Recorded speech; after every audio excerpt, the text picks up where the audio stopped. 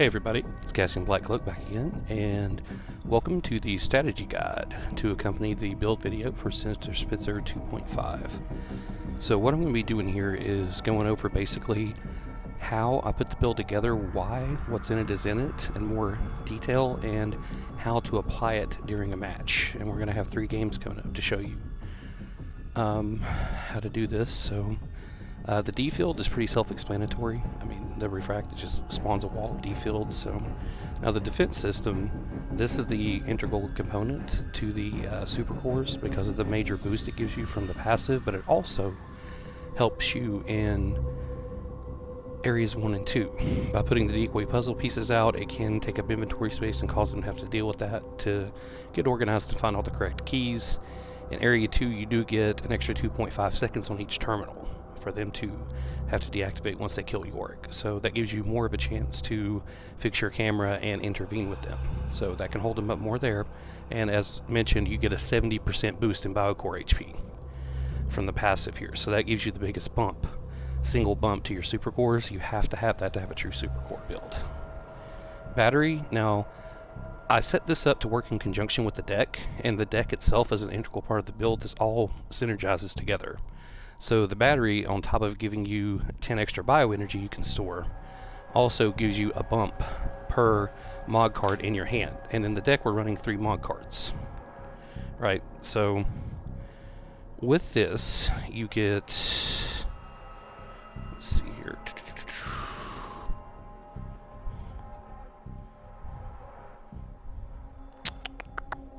I've got the information here. Yeah, okay, so you get plus 10% base recharge rate for each mod. Okay, so each mod in and of itself is giving you 10%. So with all 3 in hand, you're getting a 30% bump right there. Now, so with the deck here, that gives you this, this, and this one. Now this one is also giving you its base HP, and that is, let's see here.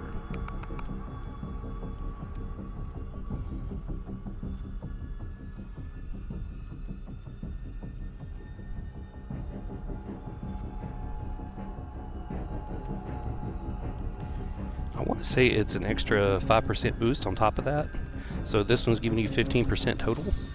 And so that is a major boost. So you're getting 35% with all these in your hand. Now this one you're going to pay off and play the Ivy, of course. So you're not always going to be getting that 10%, but still, even with just those 2 in your hand and the passive, that's 25% increase. Now this thing is also giving you another 10% over the top. So with 3 mods in your hand, and the battery passive, and this, you know, if part of your equipment, you're doing 45% base HP. You're getting almost 150% regen on your bioenergy. So that's where that's all synergizing together to help you push out those more expensive creatures. The invulnerability anchor, it's an extra layer that they have to go through starting in area 2 to deal with your creature hordes. So they have to take care of that to be able to address the creatures that it is protecting. So they're going to have to either burn a passive if it's Valerie, or they're going to have to expend ammo to take care of that while they're having to also scrub around the invulnerable creatures. Hypercharge, this is definitely the way you want to go in area 3. I know a lot of people will say, hey man, but you can go with this and get a lot more bioenergy boost. That's true, but with this you don't need it because it drastically reduces the cost of all your shit. So starting in area 3, right off the bat, you can bust out a huge swarm of creatures near your biocore if you make sure you're going in with plenty of bioenergy. So toward the end of area 2, I always back off. I'll let them get through so I can rebuild some bioenergy and not wasting it all. When the area is about to end, I would rather be able to put a big swarm of 12 creatures up in front of my biocore in area 2. Now for the equipment, we're going to talk about how this synergizes. Resilient Skin 2 gives you a 15% bump on your creatures. Base HP. So starting in area 1, we're going to go with most of these are the imposter zombie, the regular zombies, the dealer. So they automatically have 1100 health to start with. Okay. So with that said, in area 1, because of just the equipment, they're going to have 1265 health to start with. The tough zombie has about 2400 health, so it's going to have 2760 to begin with. Now the liquors have a range, but I think they're at approximately 3500. I might be mistaken there. If I am, I'm sorry, but that gives them, roughly speaking, starting about 4025 health in area 1. Now in area 2, you get an additional 20% health on top of the base rate. So that base rate starting at 1100 for the most of the creatures in the deck. That's the, once again, the imposter zombie, the dealer, and the regular zombies. Okay, so that's 1265 times 1.2. So they got 1500 health each, starting in Area 2. The Tough Boy has over 3300, 3312 roughly. Now, if we're going for that 4500 base value for the liquor, okay, let's see. No, 3500. I was lowballing it a little bit, so okay, yeah. So that gives them about 4800 health on the average, because they do have a range. They do have a range of health, but it's around, I'd say the median's about 3500 from what I've been looking at. So now in Area 3, you get an additional 30% health on top of that. So basically you get a 1.5 times the base rate. So your creatures in Area 3 are beginning with, you know, the lower rank ones, like the once again, the imposter, the dealer, and the regular zombies. They have 1,898 points of hit points. So right under 2K. The tough zombies have 4,100, about 4,140. So, you know, a little over 4,000.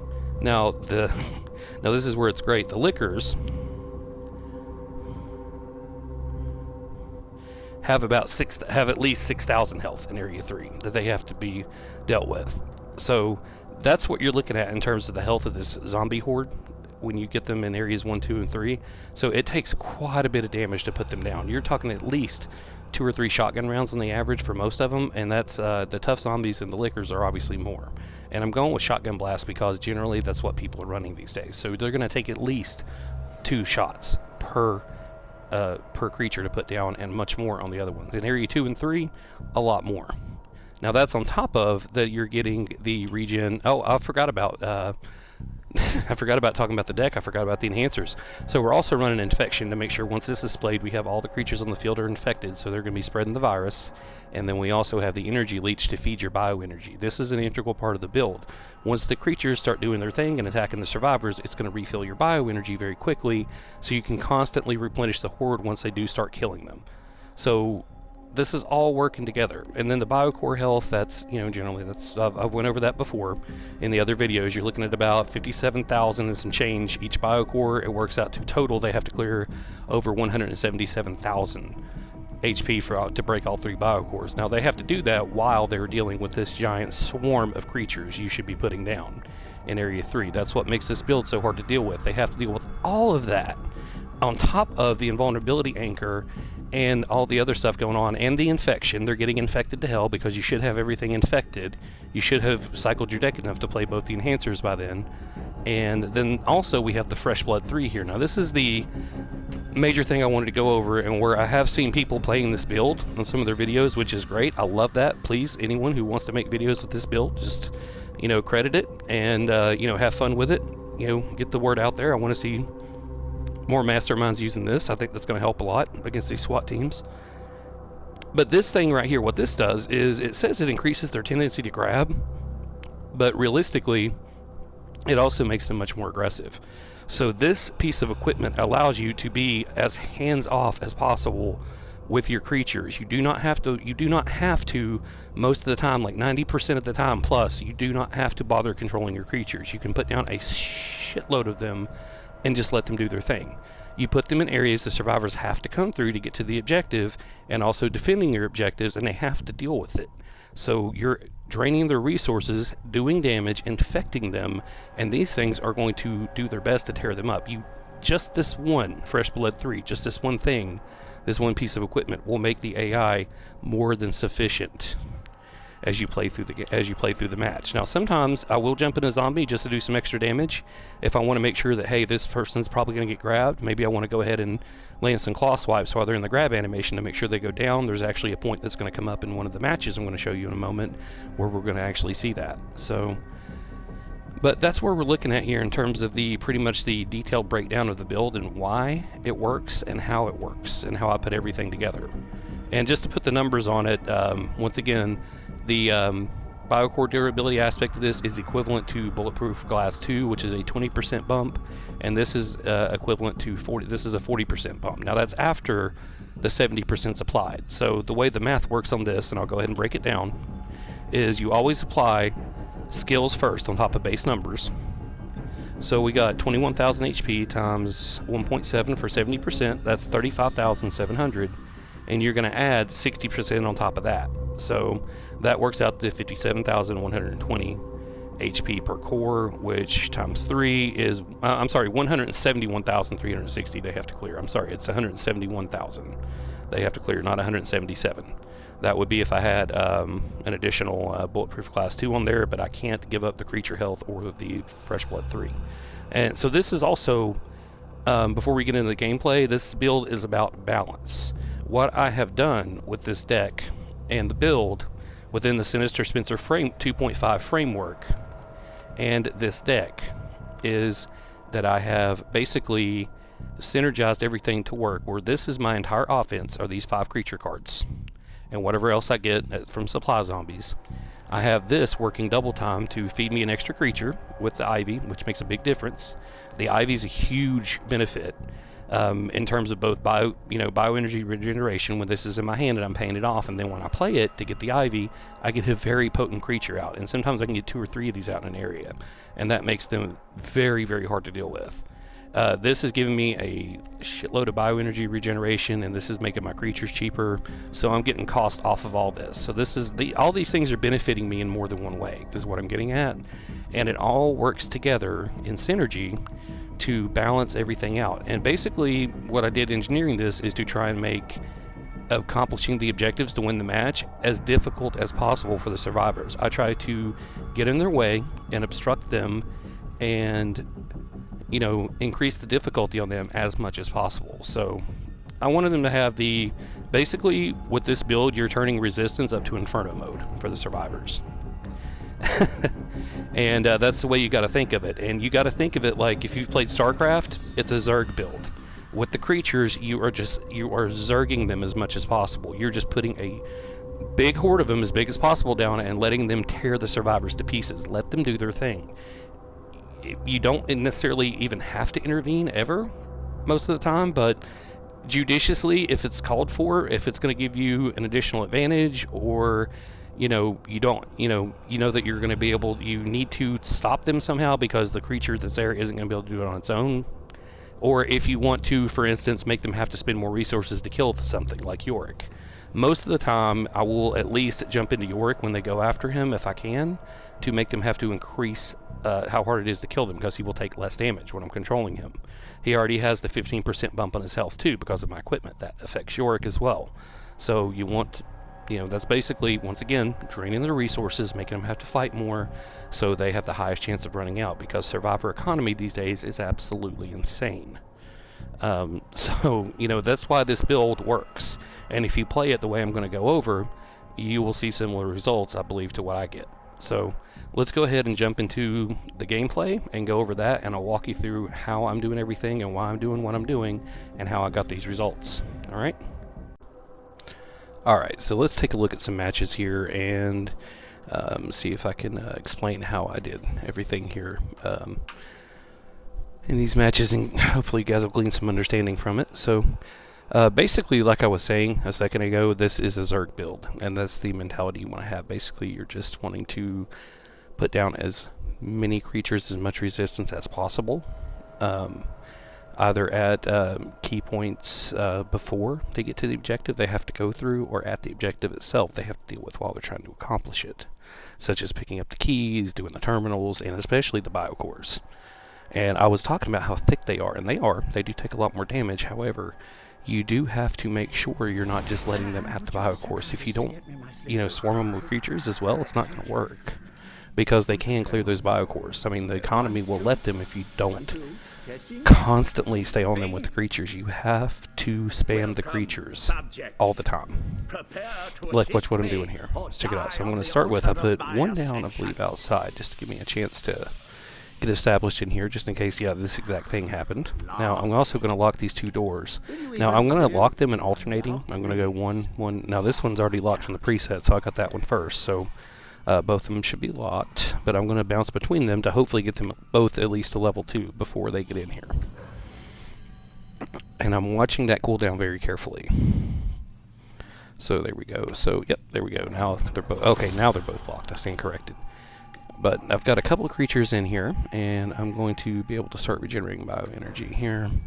I do have all our mods in hand, so I'm getting the 145% rate. Regenerate. I'm going to go ahead and energy leech everything. So when they start getting attacked, I'll get some energy back, and I'm also going to infect everything because I want them infected, because that's going to drain their HP, make them have to use blue herbs or Valerie to use her ult if she's around, and also make them take damage and slow them down with the coughing. Siphon some time off the clock because I feed a lot of time with this build. So out here, I see the creatures are starting to tear up most of them over here, but Sam has run off. So I'm going to put a liquor down over here, and I'm going to jump in this camera to lock the door, leave that liquor in there to hopefully get a piece of him. Put the dealer out here, and nope, Sam's already out. So he's moving quick, but now they have to come this way and deal with this storm in this room. So I'm going ahead and establishing resistance here. I'm going to put my army out here protecting the door, which I have to, I believe, lock level 3 now, yeah. No, there it goes, now it's level 3. So now they're not going to be able to break that down easily, especially while this swarm of nasties is out here. So now we've got them all infected. So that's good. And so they're now running around. I think some of them were thinking about going back to the save room. So now I'm going to start stacking up what I can in here, where the other key is. I'm paying attention to my creature cap. Now that's another thing you want to be on top of, and why I stay out of the zombies as much as I can. When I'm in my main mode here, I can see everything I need to. I can see what's going on with them. I can see what my creature cap is. I can see my bioenergy levels. I can see, you know, the clock and everything. I have a wider view. So, and the creatures, once again, they generally will do what you need them to do if you give them the chance. Like, see my imposter zombie here? He's fucking them up. And then here comes the liquor and everything else trying to go after him. I'm just going to put more creatures down. If I was in that zombie, I wouldn't be able to do that. And like I said, and this is a numbers build. It's a Zerg build, so you really just want to overwhelm them as much as you can. This guy's in here by himself. Now there's 2 of them, so I'm going to go ahead and lock them both in here. Sam is down, and we're going to drop the other one that's in here too. Yeah, there they go. So see, that's without even, I don't even need a D-field. I don't need an anchor. Now granted, this is area 1, but they have, this is the weakest my creatures will be. And they're... already, see, I'm waiting for her to kill that imposter zombie, and I'm going to drop a liquor. Once again, I'm keeping the creatures at the cap. I want the creatures on the field as much as possible. And look, we got 3 of them down now. We killed all of them because Sam just now respawned, I think. Yeah, there we go. That's it. Over. See? Just Zerg them. That was a good team. In fact, that was the, you saw there's, I don't think any babies I really went up against. There might be some mid-lower ranks for the new ranking system, but... yeah, this is the last match I played today, so I actually had tougher matches in the start. But yeah, so you see there's a good team. Broken. There you won. Alright, so once again, we're going to go ahead and take a look at another match. We got another group of survivors here. And you can see we've got some high ranks. I think everybody's at least ranked up enough to have all their stuff. Most of them are up in the triple digits. We got a rank 17 January there, but she should have all of her abilities. Got a Sam and... a Valerie and a Martin, so that's a good composition against a creature build, usually. But we'll take a look at what happens here. Downtown, too, so it's the most survivor-friendly map. It's the map that people play the most if you count the beta. And they don't have to do any backtracking, really, in the first area. So for resource training builds, Downtown's usually a rough one, because you don't get a chance to really go at them and make them have to go through 2 layers of resistance. They usually just got to once through in the beginning. So I'll go ahead and lock that door. So see what I'm doing here, because I moved all my creatures back from the old version of my preset, I gave myself another room to get ready. So they're having to work through there, take a look, try to figure out what I'm doing. So, you know, for all the way back there, they probably can't hear me spawning all this shit in. So, and I'm going to keep an eye on them. I believe they're probably coming pretty quickly. Yep, they're out right outside the door. So energy leech on everything to hopefully get some bioenergy back. I almost said mana. Oh god, sorry, my back is still really bothering me, so I'm very heavily medicated right now, so bear with me. Okay, so yeah, so we're waiting. We got about 7 creatures out right at the moment, so I'm going to try to drop this liquor and finish it out, but they're starting to kill stuff. But I'm also getting the bioenergy back. The energy leech is doing its thing.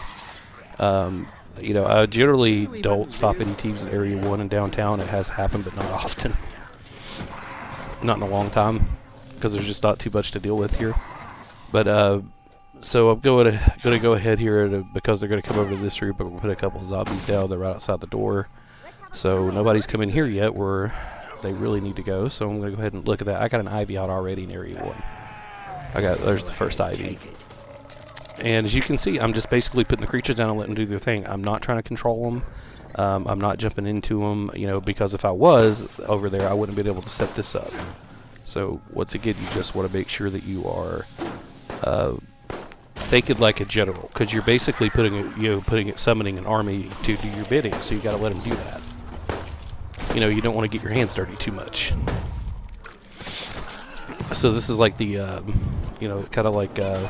I almost wish I named this build Lord of the Dead, but I like Sinister Spencer 245. It's cool. But yeah, I mean, so you're basically just, you know, like I said, I'm going to put these, they're going to shoot my camera out here probably. So at this point, I am going to jump in a zombie before they shoot out the camera. So I'm not completely unable to act here, and I'm going to be able to get a little bit of try to get a grab there. I got a couple of swipes, I think, before Sam comes in with his bat and really fucks my world up. Yeah, there we go. And then they're going to finish the, area here because I got the keys. So I'm just going to go ahead and recoup a little bioenergy. I'm not going to try to put anything down. I don't think I played anything there. Alright, so they got 650, so they made it to Area 2. And we're going to go ahead and always turn off the lights to obstruct them. I mean, it's just habit for what I used to run recharge, but it really helps to make it harder for them to have to, you know, fight everything and navigate through the hallway, because if it's dark, it's that much harder. So we're going to go ahead and energy leech that, and I've got another invulnerability anchor, so I'm going to go ahead, and because I see Yorick is just right here, I'm going to go ahead and pop it on him just in case. That's just an insurance policy thing, and lock the door while I'm over here. Now I'm going to go ahead and start filling up this hallway, where I've got the other liquor in my preset out, and I'm going to go ahead and spot in some shit here they have to deal with, because I've got the Ivy mod. I am already paying off another Ivy. I'm going to come over here, turn off the lights. No, I thought about dropping this liquor in here, but I'm going to go ahead and group it up with my other stuff out here. Once again, I want to make this hallway a death trap when they come out into it. I want to keep it full of stuff. And there, boom, another Ivy out already. That quick in Area 1. So, I mean, this build, because of all the bioenergy regen and the high cap, you can just pump out creatures. I mean, you can spam high-cost creatures like almost like you can with the net with their low cost. And, you know, there were older versions of the deck where I had discount, but realistically I'd rather have like that extra creature or the extra mod. I don't really feel starved for bioenergy with this build, especially with energy leech going. Because like I said, it tends to be, once you get energy leech down on a good sized pack, it tends to be self-sustaining. They're gonna do some damage to them. They can't kill them all that quickly, especially if the acre's involved. So we're gonna go ahead and drop the D-field. I've got a couple of them here, 3 of them. But now, see, Valerie was smart. She put her ult down. She put down her healing spray because she probably knew that was coming. That was well scouted on her part. Bravo, good play there. But I've already got another down there. Or I think one of them stayed down because she was out of range of the healing spray. She tried to run. So I'm going to go ahead and jump in work here. Now I'm going to try to do some door play, but I mess it up because I jump out of the door instead of close it while I'm in the room, so I lose the anchor. And I start taking some major damage here from Sam's hammer. Or whatever the hell he's swinging there. So she's going to come in, she slipped through, and she's smart. She's going right for the camera to break the anchor. That's how you counter that. You see that? But that's, once again, that's just one more thing they have to deal with. That's a delaying action. It's just taking their time and resources. And Sam is down. See that? He's done. He's down already. So because I'm zerging them. Now, from here, I'm basically, once again, I'm just putting down stuff as much as I can. Now that they killed Yorick, I'm going to try to stop them from messing with the terminal. I'm just going to resist them. There's, yep, we got people down. And, yeah, they got Sam up, but he is not going to fare very well. So we got him off the terminal there. See, our creature did that for us. We didn't have to do shit. We just put the creature down and let them do their thing. So at this point, I know they're probably going to get that terminal, so I'm just going to come in here and, yeah, I didn't get the flash off in time. But I'm going to go ahead and stack this hallway up. When they come out, they're going to have to deal with that. And we're going to get some more bioenergy because I just sprayed everything and they start tearing into them. See, look at that. Look at how quickly our energy filled up. And now I'm going to put the anchor on it to make it that much harder they got to deal with. Now they got to deal with an invincible Ivy, and they got to try to shoot the camera out before they can deal with it. They can't even stop it. 2 more. Look, 2 down. 2 of them are down. And including the person with the key. So I can't spam anything from out there. They left the door open. I'm going to spam it through the doorway. I'm going to go ahead and spam the whole hallway up as much as I can through here. And I could put the anchor on it, but they're all going to flee from the doorway, so it doesn't do much good. So I'm going to come over here, lock this door so they can't retreat easily. And yep, look at that. We got all 4 of them are down. And I've got the anchor on it, a lot of stuff out here. See that? I just zerged the hallway and the creatures did their thing. I didn't have to do shit but play the cards.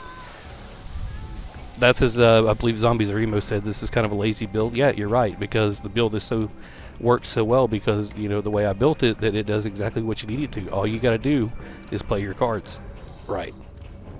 Pun intended. See, I'm not even going to drain for another Ivy here just because I can. I'm going to splash for it. Because I just team wiped them with just creatures. I didn't even use the D-field to do that. And now they're going to have to fight through all this stuff here to get out, just to get back into the hallway. And I'm ready with the D-field here. Look at this. They're just stuck in the save room. They're not even going to come out. They're just done. And I see one of them is going to poke their head out here in a second. I think I'm going to try the D-field on them, if I remember correctly. Spoiler alert. Yeah, so see, I'm just, once again, I'm repopulating this. Anything they kill in there, I'm just putting back down in here to resist. I'm making it as hard as possible for them to progress. That's what this build does. Yep, so I see one of them's got their head poked out, even though it's an overtime. I'm going to go ahead and hit her with the D-field. Look at that. Done. I don't know if one of my creatures got her. I got her with the D-field, but down. Just at the end, just because. So, there you go. So, once again, right there, just like I was saying, just play your cards right. Stack up the creatures, let them do their job. Let them zerg. And they will they will just basically act like a pack of psychopaths on purge night and kill anything that they get near. It's tough. It's tough because these aren't ones they can incapacitate easily. So let's go ahead and take a look at another match here. And look at that team. Look at that. Alright, so check this out. I believe we got a lower ranked Valerie here, but everybody else is pretty sufficient. And you're actually going to see this is actually a team that is running. Once again, this is the hard counter to my build. From what most people say, this is what would take it down and cancel it out. You got a Samuel, you got a Tyrone, you got a Valerie to provide healing and enhancement, usually, and you got a Becca to provide massive damage with her fever skill. And if she's run a Sniper Becca to crit everything, she can stun lock stuff. This is the capability to actually just, basically steamroll me, supposedly. So let's see how they do. Today I may reveal the final piece. Alright, so we're in amusement park, and usually over here, because I have 2 keys set up, I come over here and start trying to fill up this room. I'm debating which one to play first. Explore to unlock this. Because I do think about that sometimes, depending on if do I want to go ahead and splash out on this, or do I want to take a chance and get a better mod to go with it to get more out of the bioenergy. So, but you got to decide quickly. You can't sit there and debate on it. You have to shit or get off the pot. So, and I believe this team's going to come pretty quickly over this way. I don't believe I get to fill this whole room up, which I would ideally. I'm going to want to make sure I lock that door. Yeah, they're already in here. And yep. So we're going to put down a tough zombie, and yeah, we're going to lock the door. I'm going to go back over here and try to turn the light off, I believe, just to once again make it harder for them to deal with everything. Yep. And yep, there's one of them being on the creatures, and I'm just going to keep spamming stuff in here because they're going in and out, and I want to make it so they don't get in and out as easily. I'm going to poison everything to try and infect them some while they're in here. Yep, and I'm going to get to lock that door because one of them got a hold of him. There we go. See that? Like I said, obstruct and make it hard. So I'm going to come over here because it's the only key left, and I don't think I'm going to get a chance to do much of anything over here. Yeah, I'm going to go ahead and... Do I play the Ivy here? I can't remember. let's see. I think I may put it, yeah, I put it out here.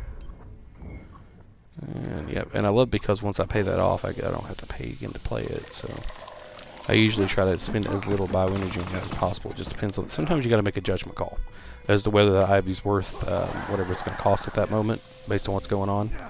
And look, I've already got it back in my hand. So bioenergy regen optimally going. You see all the little marks down there. See those little hash marks looking things over top of my bioenergy counter right there?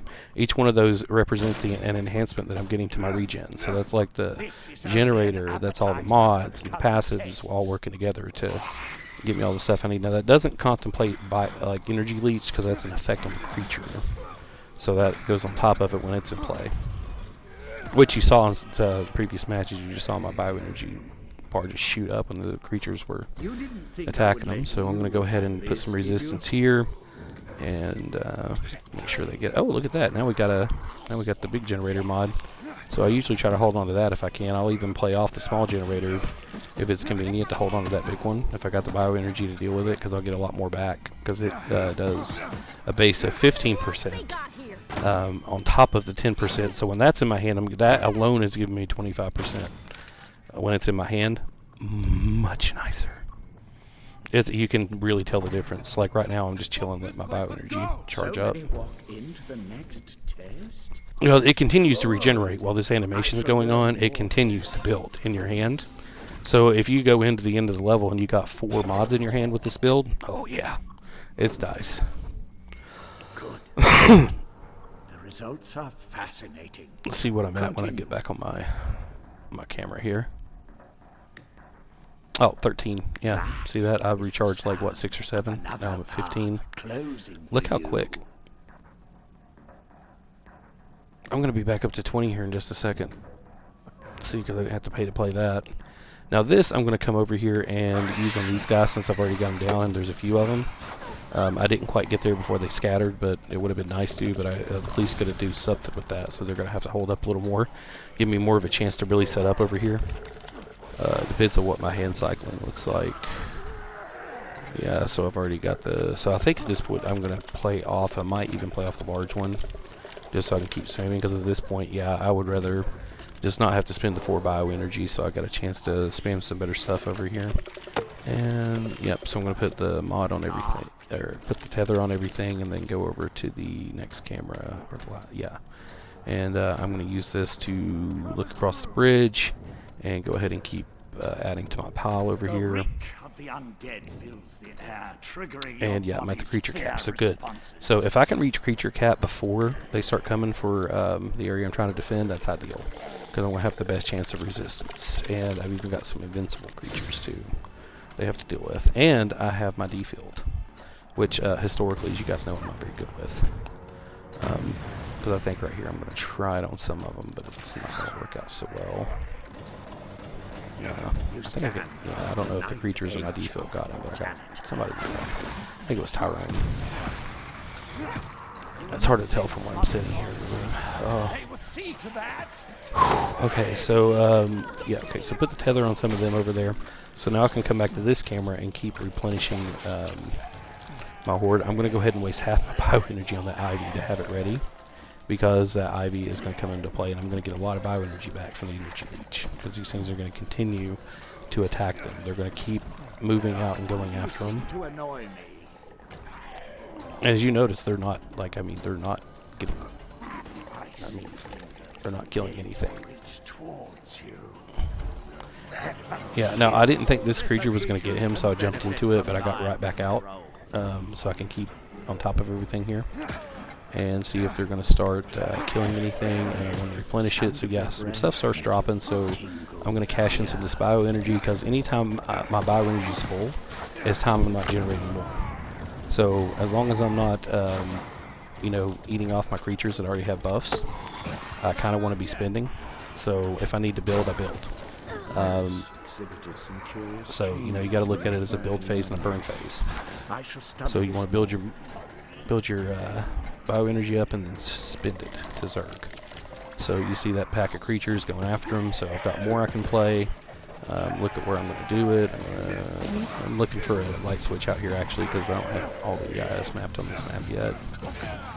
Okay, so I'm going to go ahead and put an imposter boy down, and liquor down, and the ivy down, put the energy leech on it to hopefully refill my. Yep, see, already starting. Look at that.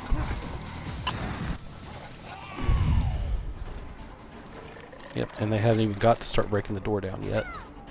And I believe at this point I'm going to go ahead and move on to trying to defend this part. I probably could have held that area, but they're really starting to kill everything and come in, so I'm going to start, and they're going to start attacking the cameras a lot too, so I'm going to go ahead and try to put some resistance here to hold them up in this room a little. I should have been bouncing into here to lock the door, to have this door locked more, but I didn't think about it till right now, so that's a flaw on my part. Once you reach level 3 on a locked door, if you've got another one in the way of resistance, you want to go ahead and start locking it when you can, when the cooldown's up. So right there they took my camera out, so I didn't have a chance to zerg that room up properly, and so because I split, I should have stayed committed outside the room, honestly, but I wanted to make sure that they have, they keep spending ammo. So she's really wasting a lot with that MQ-11, and that's going to come back to bite him, I believe. So I'm going to go ahead and lock that room, lock that door. I'm going to turn off the lights, and just to make it that much more difficult to get through. And I'm gonna think about trying to defield here, but she's going to shoot my camera out before I can. This Becca is on the cameras. So I'm going to try to repair it to see what's going on. They're already through the door, so I'm going to go ahead and come out here and look for a chance.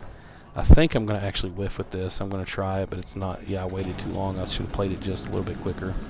But she's able to back off, and Tyrone's able to skirt it, so that was a waste. So I'm going to come down here, and I'm going to go ahead and cycle that out of my hand because I've got a dead hand. And yep, I'm going to think about playing something, but once again, shooting at my cameras. So you see that's the survivors are actually trying to push forward here. They're regrouping a little bit. So I'm going to go ahead and put some stuff in here because they still got to deal with that terminal. They got the one in the other room.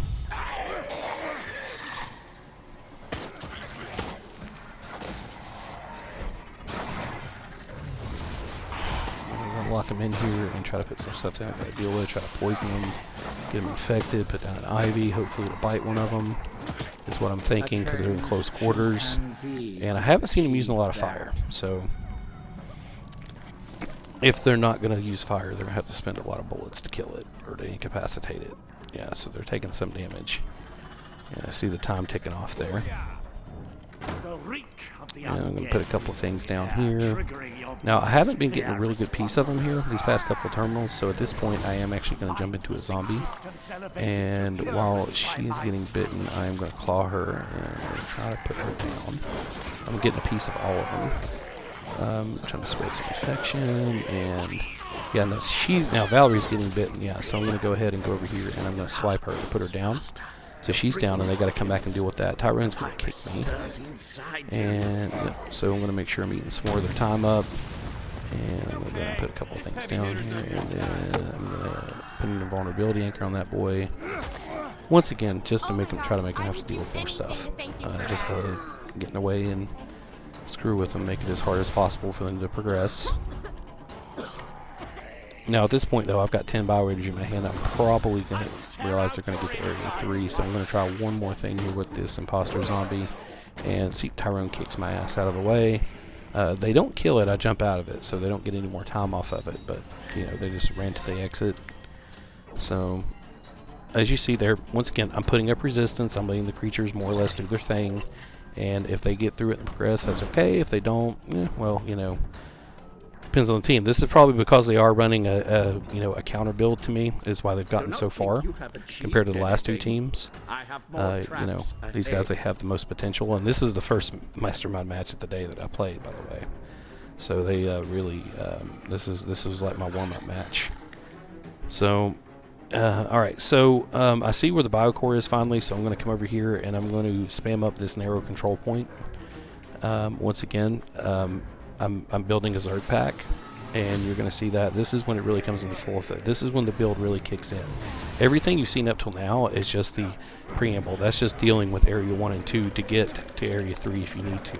Now this is where this is. Now you're going to see this is why this is an Area 3 build. Look at how quickly I just filled this whole area up. Look at how many creatures I have out. And I mean, I've got the anchor on a chunk of them. I didn't get the best shot with it, but now I'm going to come over here and I'm going to hit them with the D field. I'm going to get a couple of them here. And I'm going to give them a real bad day here. So I got hypercharge again. I'm going to get energy leech on everything. I'm going to drop a couple of creatures over here to keep them busy because they're low on time. And I'm going to feed them a little bit of time with this, but that's okay. They're so low on time, there's no way they're dealing with those. They're going to deal with all three of those biocores. It is inconceivable. At this point, they have probably mathematically lost. It's just a formality to go through it. So I'm going to go ahead and put the anchor down once again because they have to deal with the camera before they can deal with those creatures that are, you know, fucking them up. So now I see I've only got one creature on the tether, or almost none, so I'm going to drop it, and I'm going to go ahead and replenish some over here. Play another spray card, and I believe I'm going to put the tether down again on them and get more of them this time. I'm going to get a much better shot with it. Yeah, so we got like 5 of them connected. And look at that, we got stuff ready just waiting to run across the bridge at them.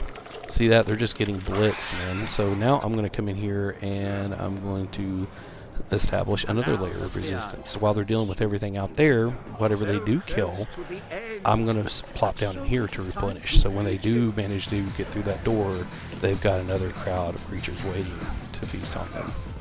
So, yeah, so when they do manage to kill something, I'm going out here to watch just so you guys can see what's going on. I specifically did that. So I'm going to come in here because Tyrone's outside the door, and I'm going to pay off the Ivy real quick. And I'm going to put down the energy leech, and because they're anything that's doing damage now is giving me bioenergy. Look at that, I'm back up to 5. So now I'm going to start putting stuff down out here again to protect this door.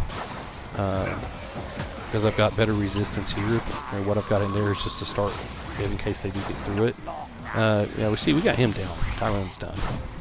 And they're out of time. So there you go. See, I didn't really have to do anything. I just had to play the cards and let the creatures do their work. So that's how that works. So there you go. So that's the strategy guide. You see how everything worked together. All the cards worked together, the deck worked, the creatures worked, everything worked together to just break. I mean, one of them disconnected. I even forgot about that when I was playing. I didn't notice, but yeah, somebody disconnected right there at the end. They rage quit. But thanks for stopping by. Make sure to like, comment, subscribe, and all that jazz. And yeah, Sinister Spencer 2.5. That's how you play it. So take care, everybody. Have a good one, and we'll see you Black Cloaks in the next experiment. Bye.